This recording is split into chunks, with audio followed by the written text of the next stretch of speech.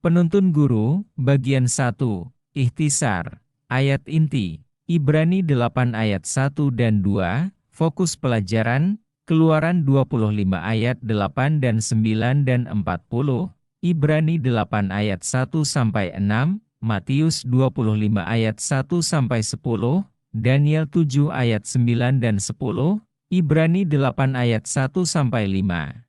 Ibrani 9 ayat 23 sampai 28, Wahyu 11 ayat 19, Ibrani 10 ayat 16, Imamat 16 ayat 21 dan 29 sampai 34, Imamat 23 ayat 26 sampai 32, pendahuluan. Begitu menonjolnya tema bait suci baik dalam perjanjian lama maupun perjanjian baru sehingga sungguh mengherankan jika banyak orang Kristen kehilangan pandangan terhadap doktrin bait suci surgawi selama hampir 2 milenium. Umat Masehi Advent hari ke-7 menyadari bahwa doktrin tempat kudus surgawi bukan hanya merupakan ajaran Alkitabiah yang penting namun merupakan prinsip utama teologi biblika yang menghubungkan doktrin-doktrin lain. Ajaran tersebut antara lain, doktrin Tuhan, karakter, ciptaan, pekerjaan, dan pemerintahannya, doktrin asal mula kejahatan dan kontroversi besar, doktrin Kristus, kedatangannya yang pertama ke dunia, inkarnasinya, kehidupan, pelayanan, kematian, kebangkitan, dan kenaikannya, doktrin keselamatan di dalam Kristus, doktrin tentang hal-hal terakhir, kedatangan Kristus yang kedua kali, penghakiman terakhir, dan pemulihan segala sesuatu, dan doktrin gereja, khususnya ajaran gereja sisa di akhir zaman, sebelum kedatangan Yesus kedua kali. Nubuatan Alkitab yang terpanjang 2300 tahun dalam Daniel 8 ayat 14 mengenai bait suci surgawi dan kontroversi besar. Nubuatan ini memperkenalkan kita pada penyerangan terhadap tempat suci surgawi dan pembersihannya pada hari penghakiman Allah dan pemulihan segala sesuatu. Namun, umat Advent tidak menganggap nubuatan ini hanya sekedar abstraksi tanpa dasar atau penggenapan dalam kenyataan. Sebaliknya, mereka memahami bahwa nubuatan ini telah digenapi dalam sejarah, yang dimulai pada pertengahan abad ke-19, pada tahun 1844. Penggenapan nubuatan ini menuntut semua orang yang hidup dalam masa percobaan ini untuk menerima penebusan Yesus atas dosa-dosa mereka sebelum akhir masa percobaannya. Pelayanan syafaat di bait suci surgawi, penggenapan nubuatan 2300 hari ini khususnya penting bagi umat Advent karena mereka memahami bahwa Allah telah memanggil mereka sebagai gereja sisanya untuk mengumumkan kepada dunia penggenapan nubuatan ini, kedatangan Yesus kembali, dan penyempurnaan kontroversi besar yang akan segera terjadi. Jadi, pesan nubuatan 2300 hari adalah intisari dari Injil yang kekal, Wahyu 14 ayat 6. Kabar baik dalam konteks pekabaran 3 malaikat adalah panggilan kasih Tuhan yang terakhir kepada umat manusia. Allah meminta orang-orang berdosa di bumi untuk berpaling kepadanya agar mereka dapat diselamatkan melalui darah Yesus dan melalui perantaraannya di bait suci surgawi. Tema pelajaran minggu ini menyoroti 2 tema utama. 1. Bait suci di bumi dalam perjanjian lama bukan hanya bagian dari budaya Israel. Ayat ini pada dasarnya menunjuk pada bait suci surgawi dan pelayanan Yesus atas nama umat manusia. 2. Dengan demikian, bait suci surgawi adalah pusat dari Injil yang universal dan kekal, bagi keselamatan umat manusia, dan bagi misi gereja. Bagian 2, Komentar, Pemeteraian Nubuatan 2300 tahun, Kedatangan Yesus yang pertama dan kedua berkaitan erat dengan tempat kudus, baik yang duniawi maupun yang surgawi. Ketika Maria dan Yusuf membawa Yesus ke bait suci di Yerusalem, Simeon dan Hana ada di sana. Lukas 2 ayat 25-38. Mereka tahu Mesias akan datang ke bait suci. Karena alasan ini, Lukas melaporkan bahwa, sambil menunggu penggenapan janji Allah tentang kedatangan Mesias yang pertama, Simeon datang oleh Roh ke dalam bait suci untuk menemui Yesus, Lukas 2 ayat 27, dan Nabiya Hana melakukannya. Jangan meninggalkan pelataran bait suci, Lukas 2 ayat 37, nubuatan Alkitab yang terpanjang, yaitu 2300 tahun, Daniel 8 ayat 14. Difokuskan pada tempat kudus surgawi, Daniel 8 ayat 10-12. Nubuatan ini dimeteraikan, atau diteguhkan, Daniel 9 ayat 24, dengan kedatangan Yesus yang pertama ke tempat kudus di bumi. Setelah menerima nubuatan 2300 tahun, Daniel tercengang dan tidak ada seorang pun yang dapat menjelaskannya, Daniel 8 ayat 27. Karena penglihatan ini tidak dapat dijelaskan selama beberapa tahun, Daniel memusatkan perhatian pada data yang dimilikinya, nubuatan Yeremia mengenai 70 tahun pembinasaan Yerusalem, Daniel 9 ayat 2, bandingkan dengan Yeremia 25 ayat 11 dan 12. Daniel berdoa memohon campur tangan Tuhan untuk menggenapi nubuatan Yeremia selama 70 tahun, memohon kepada Yang Maha Tinggi untuk menebus umatnya, Daniel 9 ayat 3-19, dan untuk biarlah wajahmu bercahaya di tempat kudusmu yang sunyi, Daniel 9 ayat 17. Daniel bersukacita karena Allah mengutus Gabriel untuk mengajar dia, Daniel 9 ayat 21 dan 22. Namun Gabriel tidak langsung fokus menjawab doa Daniel tentang nubuatan 70 tahun Yeremia. Sebaliknya, Gabriel mulai menasihati Daniel untuk memperhatikan pesan itu dan memperoleh pemahaman tentang penglihatan itu, Daniel 9 ayat 23. Jelas sekali, penglihatan yang dimaksud adalah penglihatan yang dijelaskan dalam Daniel 8 ayat 14 karena Gabriel tidak berbicara tentang 70 minggu literal tetapi tentang 70 minggu nubuatan, Daniel 9 ayat 24. Atau 490 tahun. 490 tahun tersebut dapat ditentukan atau dikurangi hanya dari 2300 tahun dalam penglihatan Daniel, Daniel 8 ayat 14, bukan dari 70 tahun dalam nubuatan Yeremia. Dengan perhitungan ini, Gabriel juga mengungkapkan peristiwa yang menandai awal dari 70 minggu nubuatan dan, oleh karena itu, awal dari 2300 tahun. Peristiwa ini adalah dikeluarkannya keputusan untuk memulihkan dan membangun kembali Yerusalem, Daniel 9 ayat 25, yang terjadi pada tahun 457 sebelum Masehi. Jadi, nubuatan mengenai 70 minggu nubuatan adalah bagian, atau bagian pertama, dari nubuatan 2300 tahun. Kedua periode tersebut merupakan satu nubuatan besar. Di sini Gabriel akhirnya menjawab pertanyaan dan doa Daniel tentang pemulihan dan pembangunan kembali Yerusalem, Daniel 9 ayat 25, Gunung Suci Allah, Daniel 9 ayat 20. Namun, Gabriel segera menjelaskan bahwa penggenapan nubuatan Yeremia selama 70 tahun ini hanyalah permulaan dari nubuatan yang jauh lebih lama. Artinya, ini adalah awal dari 70 minggu nubuatan, dan kemudian awal dari nubuatan yang lebih panjang lagi yaitu 2300 tahun.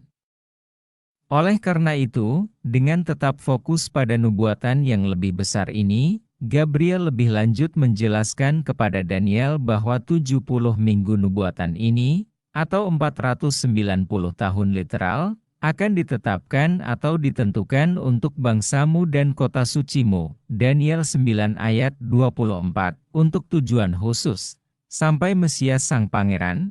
Daniel 9 ayat 25. Akhir, atau tujuan, dari 490 tahun ini adalah kedatangan Mesias yang pertama. Gabriel menjelaskan bahwa tujuan Mesias adalah untuk mengakhiri dosa, untuk melakukan pendamaian atas kesalahan, untuk mendatangkan kebenaran yang kekal, dan untuk mengurapi tempat Maha Kudus. Daniel 9 ayat 24. Pada minggu nubuatan ke-70, Mesias akan meneguhkan perjanjian dengan banyak orang selama 1 minggu. Tetapi pada pertengahan minggu itu ia akan menghentikan korban sembelihan dan korban sajian. Daniel 9 ayat 27. Satu-satunya penggenapan yang masuk akal bagi semua peristiwa ini adalah dalam pengorbanan Yesus, Mesias Sang Pangeran, Daniel 9 ayat 25, dan Anak Domba Allah yang menghapus dosa dunia, Yohanes 1 ayat 29. Yang akan dilenyapkan dan tidak mempunyai apa-apa, Daniel 9 ayat 26.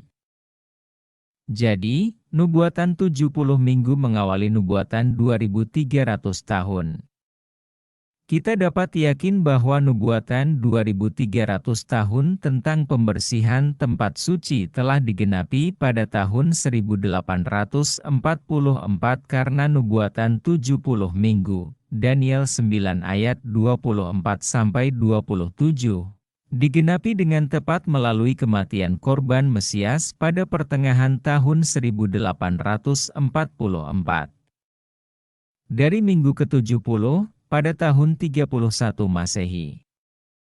Selain itu, dengan cara yang sama seperti nubuatan tentang 70 minggu digenapi dalam kematian korban Mesias sehubungan dengan tempat suci di bumi, maka nubuatan tentang 2300 tahun akan digenapi dalam penyucian Mesias dari tempat kudus surgawi. Demikian pula, dua bagian nubuatan berkaitan dengan dua kedatangan Mesias. Akhir dari periode 70 minggu berkaitan dengan kedatangan Kristus yang pertama. Sedangkan akhir dari 2300 tahun berkaitan dengan kedatangannya yang kedua, hilangnya doktrin bait suci. Bait suci adalah salah satu tema dan ajaran yang paling menonjol dalam kitab suci. Alkitab menggambarkan dua tempat suci duniawi dan tempat suci surgawi. Kedua tempat suci tersebut mengungkapkan aspek-aspek mendasar dari karakter Allah, pertentangan besar, dan keselamatan. Dengan demikian, kedua tempat suci tersebut berfungsi sebagai tempat wahyu Tuhan kepada umat-Nya, tempat tinggalnya di antara mereka, dan pemerintahannya atas mereka. Di bait suci, Tuhan bertemu dengan Israel, dan mereka menyambut Dia dalam ibadah. Dengan cara yang sama, bait suci surgawi melayani kerajaan Allah pada tingkat kosmis. Di tempat sentral itu, Tuhan mendirikan tahtanya. Dia menyatakan dirinya kepada para penghuni alam semesta, melaksanakan kedaulatannya atas mereka dan memenuhi kebutuhan mereka. Namun, ketika dosa memasuki alam semesta, bait suci surgawi menjalankan fungsi penyelamatan dengan pelayanan pengorbanan dan perantaraannya. Dengan demikian, kedua tempat suci tersebut tidak terpisah dalam arti saling berhubungan erat dalam suatu hubungan tipologis, yaitu, tempat suci duniawi dibangun secara tegas untuk mengungkapkan, menunjuk, dan menjelaskan makna dan peranan tempat suci surgawi, mengingat pemahaman tentang peran dasar tempat kudus bagi kerajaan Allah. Kita tidak dapat tidak memperhatikan bahwa kehadirannya tidak mungkin diabaikan dalam kitab suci. Bagaimana umat Kristiani, di antara semua orang, mengabaikan studi dan pentingnya bait suci surgawi selama ribuan tahun sungguh membingungkan. Bagaimana pengawasan seperti itu bisa terjadi? Umat Advent menunjuk pada dua faktor utama yang menyebabkan dikeluarkannya doktrin tempat kudus dari teologi Kristen. Pertama, mengingat pentingnya bait suci surgawi bagi keselamatan, jelaslah bahwa iblis akan melakukan apa saja untuk mengaburkan, atau bahkan memusnahkan, ajaran Alkitabiah tentang bait suci surgawi. Dengan demikian, manusia tidak akan mengetahui kebenaran tentang Tuhan, tentang pengorbanan Kristus, dan tentang perantaraannya yang terus-menerus di bait suci surgawi demi keselamatan kita. Dualisme kosmik. Bagaimana doktrin ini dikaburkan dalam agama Kristen? Jawaban atas pertanyaan ini dengan rapi membagi diskusi kita ke dalam faktor utama kedua, konsep dualisme. Selama abad-abad pertama sejarahnya, agama Kristen mengasimilasi filsafat Yunani dengan konsep dasar dualisme. Menurut konsep ini, seluruh realitas kita terbagi menjadi dua bidang, dunia nyata dan dunia surgawi. Namun, kedua bidang ini pada dasarnya berbeda. Meskipun alam duniawi bersifat material, temporal, dan spasial, sedangkan alam surgawi bersifat non-materi, abadi, dan aspatial. Dengan kata lain, di alam surga, tidak ada keberadaan fisik atau hubungan pribadi. Karena tidak ada komunikasi atau hubungan antara kedua alam tersebut. Satu-satunya cara manusia bisa masuk ke alam surgawi adalah dengan melepaskan diri dari segala hubungan dengan keberadaan duniawi mereka, yang berarti tidak ada lagi sebagai manusia yang terintegrasi dan entah bagaimana bertahan sebagai jiwa atau pikiran tanpa tubuh, yang tidak mengalami ruang dan waktu. Jelas sekali, pandangan dunia ini hanya mungkin terjadi jika seseorang menerima konsep bahwa manusia mempunyai tubuh fisik serta jiwa yang abadi dan sepenuhnya otonom. Ketika orang-orang Kristen mula-mula mengadopsi pandangan dunia ini, mustahil bagi mereka untuk memikirkan tempat suci yang sebenarnya di surga. Bahkan sulit bagi mereka untuk membayangkan surga sebagai ruang literal. Apalagi Yesus naik dalam tubuh manusia ke ruang tersebut. Oleh karena itu, ketika orang-orang Kristen mula-mula membaca kitab suci tentang bait suci surgawi, mereka hanya mengalegorikan atau merohanikannya dan menyimpulkan bahwa bait suci Israel diterapkan pada gereja. Berbicara tentang tempat perlindungan secara harafiah di surga secara harafiah tampaknya tidak layak untuk sebuah teologi yang ditinggikan. Benar, umat Kristen masa awal dan abad pertengahan memang mengaitkan sistem pengorbanan di tempat suci dengan kematian Kristus. Namun karena pengaruh filsafat Yunani, orang-orang Kristen mula-mula ini tidak dapat membayangkan dengan tepat karya perantaraan Kristus bagi umat manusia di tempat kudus surgawi yang sebenarnya. Oleh karena itu, Gereja Katolik Roma menerapkan pelayanan perantaraan Kristus pada gereja dan imamatnya. Tragisnya, perampasan pelayanan perantaraan Kristus di bait suci surgawi ini menyebabkan gereja bahkan meremehkan pengorbanan Kristus. Namun, Tuhan bekerja melalui gerakan reformasi Protestan untuk mengembalikan umatnya kepada pembacaan Alkitab secara harafiah dan melalui gerakan Advent, untuk menemukan kembali ajaran Alkitabiah tentang tempat kudus surgawi dalam nubuatan dan kitab Ibrani. Oleh karena itu, misi kami, sebagai umat Masehi Advent hari ke-7, adalah untuk menjaga agar tidak mengkompromikan firman Tuhan, dan untuk memanggil umat Kristiani dan dunia untuk memusatkan perhatian mereka pada pengorbanan Kristus di bumi dan perantaraannya di bait suci surgawi. Untuk pembahasan lebih lanjut, lihat Angel Manuel Rodriguez, The Heavenly Sanctuary, dalam Handbook of Seventh-day Adventist Theology, halaman 381 dan 382 dan 403-406, bagian 3, penerapan kehidupan, pikirkan tentang konsep imamat dalam budaya Anda. Bagaimana konsep ini dibandingkan dengan konsep Alkitabiah? Bagaimana Anda dapat menggunakan konsep lokal tentang imamat untuk mengkomunikasikan kepada orang lain tentang imamat Yesus? Pikirkan konsep penilaian dalam budaya atau negara Anda. Bagaimana konsep penghakiman ini dibandingkan atau dikontraskan dengan konsep penghakiman dalam Alkitab? Bagaimana Anda bisa menjelaskan pemahaman Alkitabiah tentang penghakiman kepada orang-orang dari budaya Anda sendiri?